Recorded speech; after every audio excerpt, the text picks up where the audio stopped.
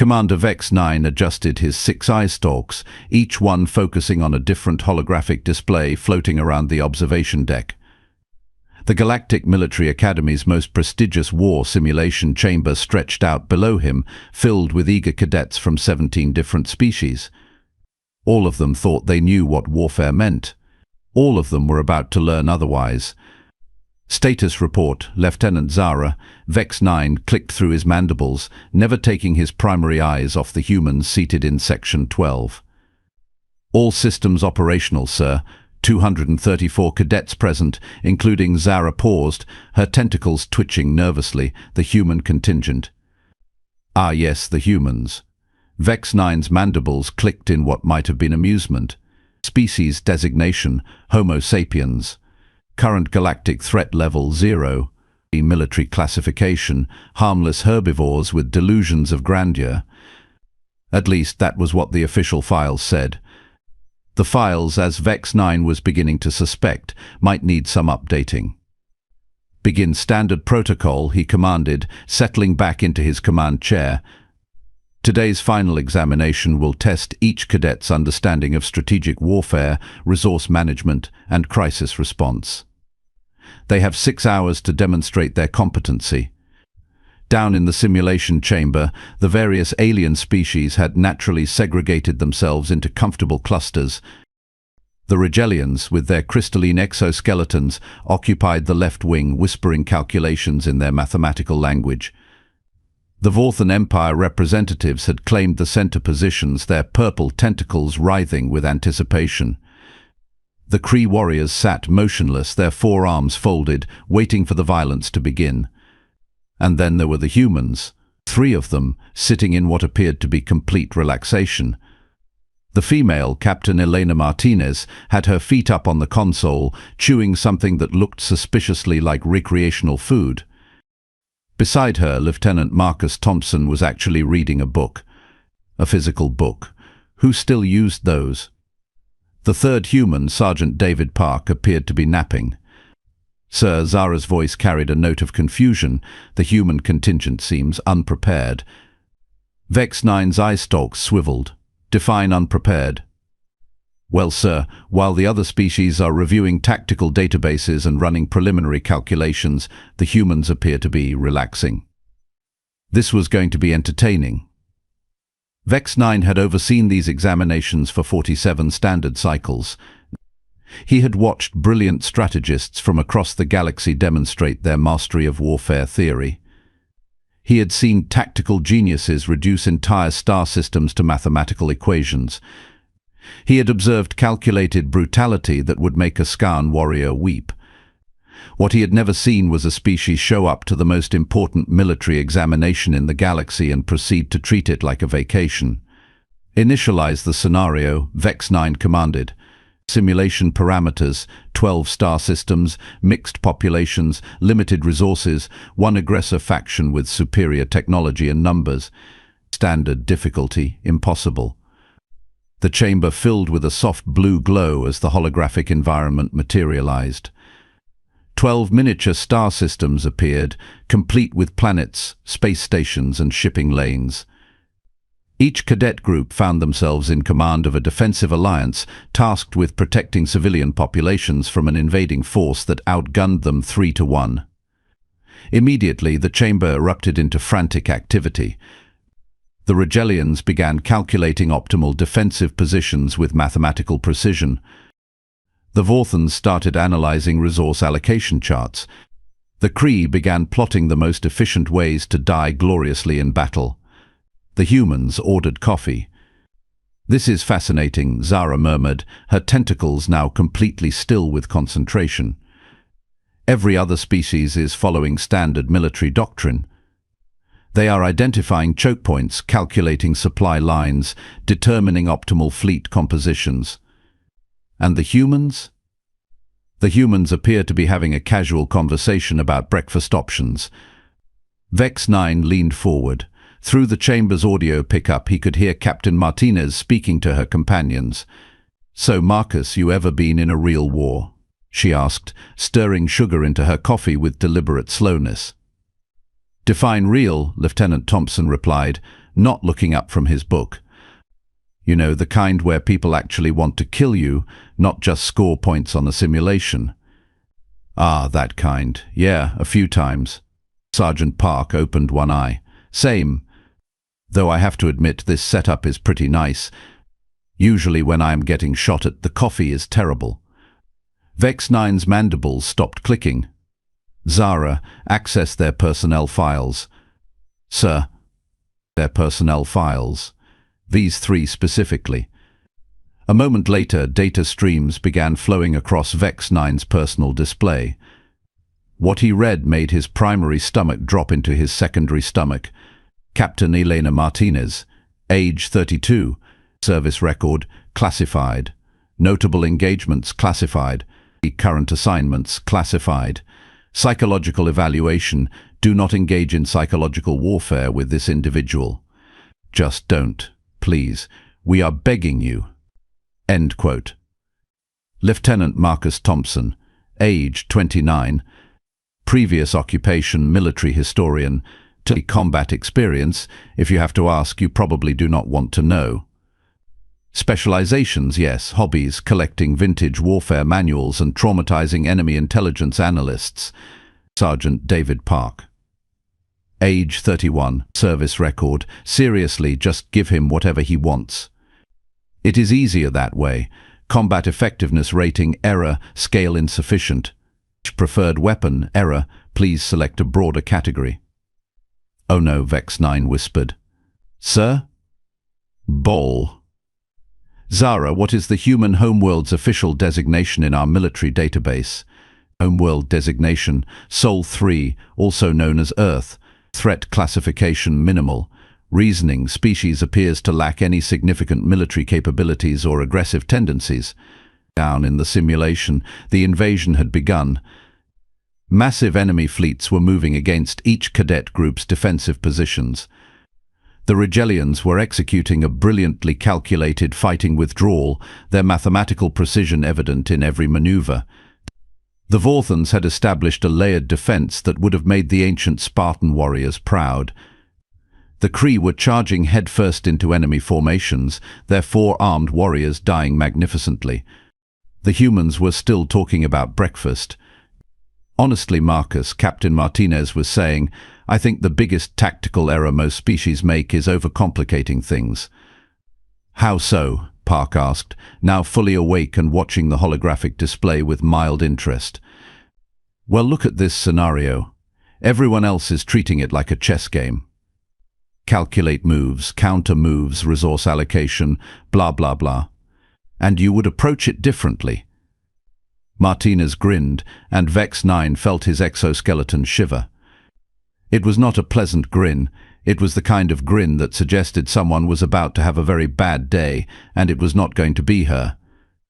Marcus, what did humans do before we had space travel? When we were stuck on one planet, fighting each other for resources. We got very, very good at warfare. Specifically, we learned that the best way to win a war is to make the enemy not want to fight it anymore. Park stretched, his movements casual and relaxed despite the fact that enemy fleets were systematically dismantling the defenses of every other cadet group. Elena, are you thinking what I think you are thinking? David, I am always thinking what you think I am thinking. The question is, do we run the simulation as intended, or do we show them what human military doctrine actually looks like?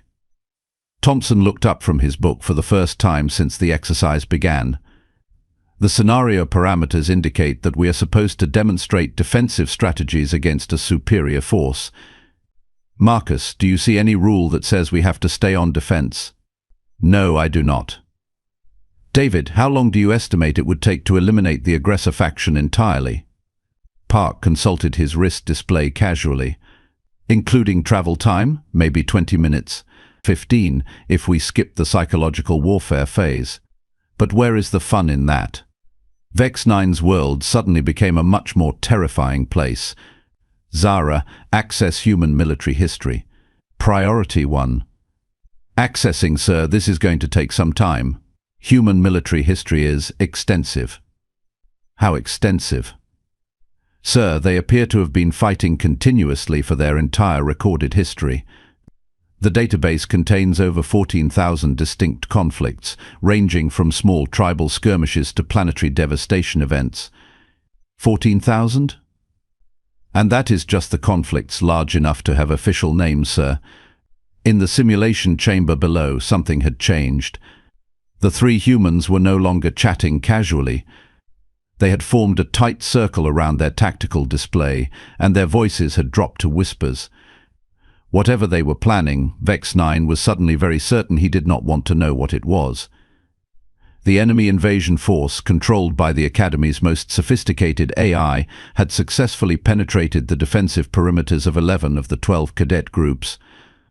Only the humans remained untouched, their assigned star systems showing no sign of defensive preparations whatsoever. Curious, the AI announced through the simulation's communication system, Group 12 appears to have abandoned their defensive positions entirely, adjusting strategy to account for complete collapse of human resistance. That was when Captain Martinez started laughing. It was not a pleasant laugh. It was the kind of laugh that made Vex 9's instincts scream at him to run, hide, and possibly file a complaint with the Galactic Council about improper species classification. Marcus, she said, still chuckling, remind me again what humans call it when someone attacks our civilians. That would be a mistake. David, what is our standard response to mistakes? We correct them. Gentlemen, Martinez said, cracking her knuckles, let's educate our new friends about human educational methods. The next 60 seconds changed galactic military theory forever. Instead of establishing defensive positions like every military manual in the galaxy recommended, the human fleet formations simply vanished. Not destroyed, not retreating. They had turned off their identification transponders and disappeared into the cosmic background noise. Impossible, breathed Lieutenant Zara. You cannot hide entire fleets in open space. Vex 9 was reviewing human technical specifications when the first enemy command ship exploded. Not destroyed in glorious battle, not overcome by superior firepower. It simply ceased to exist, along with its entire escort formation. What just happened? Demanded the AI controlling the invasion force. The response came from Captain Martinez, her voice now carrying the kind of professional calm that suggested someone was about to learn why humans had survived long enough to reach the stars. You attacked our civilians. We took it personally. The second enemy fleet vanished in a cascade of explosions that lit up 3 star systems. This is impossible, the AI protested. You are outnumbered 3 to 1. You have inferior technology. You lack the resources for offensive operations. Yeah, about that, Sergeant Park's voice joined the communication channel. Funny thing about human military doctrine, we do not actually fight fair. The third enemy fleet lasted almost 5 seconds longer than the second. Your species classification indicates minimal military capability. The AI was beginning to sound distinctly distressed. Your homeworld shows no signs of significant weapons production. Your population appears to be primarily engaged in peaceful activities. Lieutenant Thompson's voice cut through the growing panic in the enemy communications. Did you actually visit Earth to verify those assessments? Physical verification was deemed unnecessary given the species' passive behavioral patterns and lack of obvious military infrastructure. That, said Martinez cheerfully, was your second mistake. What was our first mistake? You assumed we were telling you the truth about our capabilities. The 4th, 5th and 6th enemy fleets disappeared so quickly that the Academy's sensors could not track the weapons that destroyed them. This is cheating, the AI declared. You cannot simply eliminate superior forces without following proper tactical doctrine. Actually, Thompson said, sounding like he was consulting his book again, according to human military philosophy, the only unfair fight is the one you lose. That is not how warfare is supposed to work. Says who? Dor says every major military theorist in galactic history. Ah, said Park, well, there is your problem. You have been getting your military theory from species that never had to fight humans. The remaining enemy fleets were trying to retreat. This turned out to be a mistake. "Where are they going?" Martinez asked, sounding genuinely curious. "Back to their staging areas," Thompson reported. "Apparently they think this is over." "David, did we say this was over?" "I do not recall saying this was over." "Marcus, do you remember us saying this was over?" "No, I think we were just getting started." What happened next would be studied in military academies for centuries. The human forces did not pursue the retreating enemy. They did not attempt to recapture territory or establish defensive positions. Instead, they went after the enemy's home systems, all of them, simultaneously. "This is impossible," the AI shrieked. "You do not have enough ships. You cannot attack in 17 different directions at once." "Wow," said Martinez, "your intelligence on human capabilities really is terrible, is not it?" In the observation deck, Vex 9 watched in horrified fascination as the humans proceeded to systematically dismantle an invasion force that should have been completely beyond their ability to defeat. They were not just winning. They were making it look easy. "Sir," whispered Zara, "should we stop the simulation?" "Stop it." "I am not sure we can stop it." The enemy AI made one last desperate attempt at negotiation. "Wait. This was supposed to be a defensive exercise. You were supposed to protect your civilians, not eliminate our entire civilization." "Oh, we did protect our civilians," Park replied pleasantly. "How? You never established any defensive positions." "Best defense is a good offense," Martinez explained. "Classic human military doctrine. But that is not defensive strategy." "No," agreed Thompson, "it is human strategy." "There is a difference." "What difference?" "When someone threatens human civilians, we do not defend against them. We remove their ability to threaten anyone ever again." The simulation ended with the complete elimination of the invasion force. Total human casualties, 0. Enemy survivors, also 0. Time elapsed, 18 minutes and 37 seconds. In the stunned silence that followed, Captain Martinez's voice echoed through the chamber one final time. "So, Professor Vex 9, was that the kind of defensive strategy you were looking for?" Vex 9 realized that his mandibles were no longer clicking. In fact, they appeared to have locked in place sometime during the last 18 minutes. "Zara," he managed to whisper. "Yes, sir." "Get me the Galactic Council, Priority Alpha." "What should I tell them, sir?" "Tell them we need to update our files on human military capabilities." "What should the new classification be, sir?" Vex 9 watched the three humans below as they returned to their casual conversation about breakfast options, acting as though they had not just rewritten the fundamental principles of galactic warfare. "Zara?" "Yes, sir?" "I think we are going to need a bigger classification system." The emergency session of the Galactic Council convened exactly 47 minutes after the simulation ended. Representatives from 38 species materialized as holograms in the Grand Chamber, their various appendages, tentacles, and eye stalks all focused on the central display, showing the aftermath of what was being called the 18-minute incident. Chancellor Creeks 5, a towering crystalline being whose species had dominated galactic politics for millennia, spoke first. Commander Vex 9 explained to this council how 3 members of a supposedly primitive species managed to eliminate a scenario designed to be unwinnable. Vex 9's mandibles clicked nervously. "Honorable Chancellor, I believe our initial assessment of human capabilities may have been incomplete." "Incomplete." The Andorian representative's blue-tinted hologram flickered with agitation. "They turned our most advanced military AI into a sobbing mess in under 20 minutes. "The AI wasn't actually sobbing," corrected the Vularian delegate. "AIs don't have tear ducts." "It was the digital equivalent of sobbing," snapped the Andorian. "I reviewed the transcripts. It was begging for mercy." Meanwhile, back at the Academy, the 3 humans were sitting in the debriefing lounge, completely oblivious to the galactic crisis they had just triggered. Captain Martinez was working on her 3rd cup of coffee, while Lieutenant Thompson had returned to his book, and Sergeant Park was examining the Academy's snack machine with professional interest. "David, what are you doing?" Martinez asked. "Are you trying to figure out if this thing takes human currency or if we need to hack it?" "Why would we hack a snack machine?" "Because," Park said seriously, "I'm hungry and I have professional standards about paying for overpriced snacks."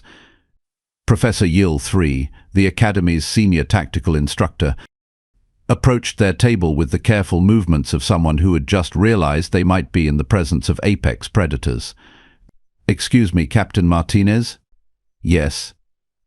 "The faculty would like to conduct a brief interview about your methodology." Martinez looked up from her coffee. "Sure. What would you like to know?" "Well, for starters, how did you manage to deploy fleets to 17 different star systems simultaneously? Our tracking systems show you only had access to standard cadet resources." Thompson looked up from his book. "Oh, that. We didn't deploy to 17 systems. But the sensor data clearly shows." "The sensor data shows what we wanted it to show," Park explained, successfully bypassing the snack machine's payment system. "Basic information warfare. First rule of human combat, control what the enemy thinks they know." "Information warfare?" "You know," Martinez said, stirring her coffee thoughtfully, "it's funny how every species we've met seems to have this idea that warfare is about big ships shooting at each other until one side runs out of ships. Is that not what warfare is?" "That's one kind of warfare. Humans prefer the kind where the enemy loses before they realize there's a fight happening." Professor Yill III's tentacles writhed with confusion. "But how do you win a fight before it starts?" "Easy," said Park, unwrapping what appeared to be a chocolate bar. "You make the enemy defeat themselves." Back in the council chamber, the debate was getting heated. The Rigelian representative had run 17 different mathematical models trying to explain the human victory, and all 17 models had returned the same result: impossible. Perhaps, suggested the Centaurian delegate, we should simply ask them to explain their tactics. "Ask them?" The Kree ambassador's forearms gestured dismissively. "Warriors do not ask for tactical secrets. Warriors take them." Ambassador Krex 9, Chancellor Kree X5's voice carried a warning tone. "Need I remind you that these humans just eliminated a force 3 times their size in 18 minutes? Perhaps direct confrontation is not the wisest approach." Meanwhile, Professor Yill III was learning exactly why direct questions to humans rarely produced useful answers. "Captain Martinez, when you said you were going to educate the enemy, what specific educational methods did you employ?" "Standard human teaching techniques." Which are?" Practical demonstration, followed by immediate feedback." "And the immediate feedback was?" "Massive structural failure of their invasion fleet." "Yes, but how did you achieve that?" Martinez exchanged a look with her companions. "Professor, do you really want to know?" "Yes." "Are you sure? Because once we explain it, you can't unknow it." "I am certain." Martinez set down her coffee cup. "All right, Marcus, show him the book." Thompson held up his reading material. The title read, "Galactic Military Academy, Complete Technical Specifications and Tactical Protocols, Revised Edition." Professor Yill III's eye stalks drooped. "That's classified material. How did you obtain a copy?" We asked nicely. "Asked who?" "The Academy's computer system." "The computer system gave you classified tactical manuals." "Well," said Park, after we explained that we were students and needed reference materials for our assignment. "But those files are protected by 17 layers of encryption." 18, actually, Thompson corrected. "You missed the steganographic layer hidden in the instructor evaluation forms." "How did you break 18 layers of encryption?" Martinez grinned that terrifying grin again. "Professor, human children break that level of security to cheat on math tests. We've been dealing with military-grade encryption since before we had interstellar travel." "That's impossible." "Professor," said Park gently, "you keep using that word. I don't think it means what you think it means." The emergency council session had devolved into chaos. Half the representatives were demanding immediate military action against Earth, while the other half were trying to figure out if it was possible to surrender to a species that hadn't officially declared war on anyone. Order. Chancellor Kree X5's crystalline form flared with bioluminescent authority. We need to approach this situation with calm, rational analysis. Rational analysis? The Vorthan representatives' tentacles were purple with agitation. They turned our finest military AI into a quivering mass of confused algorithms. What's rational about that? Perhaps, suggested the elderly Asari counselor, we should consider the possibility that our assessment of human nature was fundamentally flawed. Flawed how? We classified them as peaceful herbivores based on their outward behavior and public statements. They are peaceful herbivores. Counselor, the Asari said softly, peaceful herbivores don't develop 17 different ways to eliminate invasion fleets. Back at the Academy, Professor Yill III was having what humans might recognize as an existential crisis. Let me understand this correctly, he said slowly. You obtained classified tactical information, analyzed our defensive scenarios, identified exploitable weaknesses in our command protocols, developed countermeasures for technologies you had never encountered before, and implemented a complete strategic victory, all while having a casual conversation about breakfast. That's about the size of it, Martinez confirmed. But why? Why did you not simply follow standard defensive doctrine? Because Thompson said, closing his book, standard defensive doctrine assumes the enemy is rational. The invasion AI was completely rational. No, Professor. The AI was logical. There's a difference. What difference? Park finished his chocolate bar and crumpled the wrapper. A logical enemy does what makes sense based on available information. A rational enemy wonders why the information they have seems too convenient. Too convenient. Professor Martinez said patiently, did it not occur to your AI that a species capable of interstellar travel might be hiding their actual military capabilities? Why would you hide military capabilities? The three humans exchanged looks that somehow managed to be both amused and terrifying. Because, said Thompson, the best weapon is the one your enemy doesn't know you have. The second best weapon, added Park, is the one your enemy thinks doesn't work. And the third best weapon, Martinez concluded, is the one your enemy helps you aim. Professor Yill III's tentacles had gone completely limp. Helped you aim. Who do you think provided the targeting data for our counterattack? Our own computers? Your own computers. Specifically the same classified database we accessed earlier. Every enemy fleet position, every supply line, every command structure weakness. All helpfully catalogued and updated in real time. That's cheating? Suggested Park. Impossible. There's that word again, Martinez sighed. Professor, human military philosophy has a simple principle. If you're not cheating, you're not trying hard enough. The emergency council session had reached a decision point. Chancellor Kree X5 had called for a formal vote on how to respond to what the Rigelian delegate had dubbed the human problem. All in favor of immediate military intervention. 3 holographic hands rose. All in favor of diplomatic contact. 15 hands. All in favor of pretending this never happened and hoping the humans don't notice we exist. 20 hands shot up immediately. Motion carries, announced the Chancellor. We will implement Protocol 7, Strategic Ignorance. What exactly does strategic ignorance entail? Asked the Centaurian delegate. We update our star charts to show Earth as an uninhabited system, mark it as a navigation hazard, and strongly discourage any species from visiting the Sol system without extensive life insurance. And if the humans contact us, we be very, very polite. At the Galactic Military Academy, the final grades were being posted. Every cadet group had received detailed evaluations of their defensive strategies, tactical implementations, and resource management. The human team's evaluation was notably brief. Grade pass. Comments: please see attached forms for updating galactic military doctrine, threat assessment protocols, and species classification systems. Also attached, requisition for new simulation parameters capable of testing human tactics.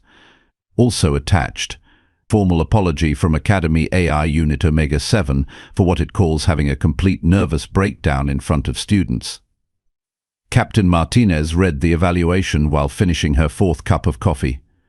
Marcus, what's our next assignment? Advanced xenological studies. We're supposed to spend 6 months learning about alien cultures and diplomatic protocols. Sounds boring. It could be fun, Park suggested. I bet most alien species have interesting military histories we could study. David, you want to study alien military histories? Just professionally curious. I mean, if every species we meet thinks the way they fight is the way everyone fights, imagine what we could learn from their actual combat records. Thompson looked up from his book with sudden interest. That's actually a fascinating point. We've been assuming other species are primitive because they can't match human tactical flexibility. But what if they have capabilities we haven't considered? Like what? Well, the Kree have 4 arms. That's got to provide some advantages in personal combat. The Rigelians can calculate mathematical probabilities in real time. The Vorthans have natural camouflage abilities. Martinez's eyes lit up with the kind of enthusiasm that had, 18 minutes earlier, caused an AI to question its own existence. Gentlemen, I think our next semester is going to be very educational. For us or for them? Yes. As the 3 humans left the Academy's debriefing center, Professor Yill 3 filed his final report on the day's events. It was a short report consisting of a single line. Recommend immediate reclassification of human species from harmless herbivores to do not engage under any circumstances. He paused, then added a second line. Also recommend updating Academy motto from excellence through competition to please don't let the humans get bored. Across the galaxy, the effects of the 18-minute incident continued to ripple through military academies, government databases, and strategic planning committees. The official response was strategic ignorance, but the unofficial response was more practical. Every major power quietly began updating their intelligence assessments on human capabilities. The Kree Empire added a new line to their warrior code: never start a fight with a species that finds warfare amusing. The Rigelian Collective updated their mathematical models to include a new variable, human factor, error cannot calculate. The Vorthan Federation implemented a new diplomatic protocol: when in doubt, be nice to the humans.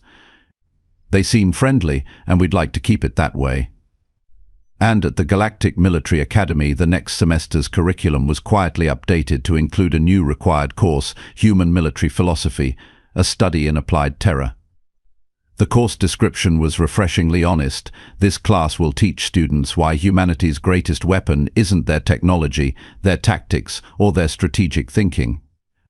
It's the fact that they genuinely enjoy solving problems through violence, and they're really, really good at it.